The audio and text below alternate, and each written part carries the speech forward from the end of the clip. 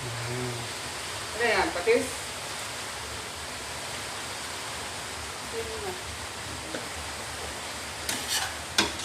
Niluto asawa ko. Lupag naman. Pwede kasi mo toyo.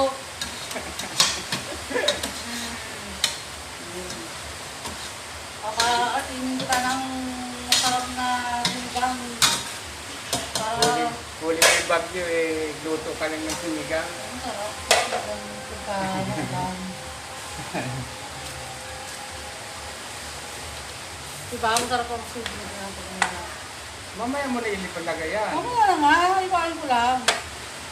Sinigang.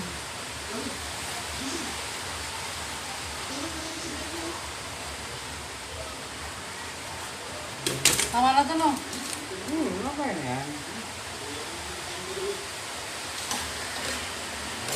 Ay, gutom na ako. Wow.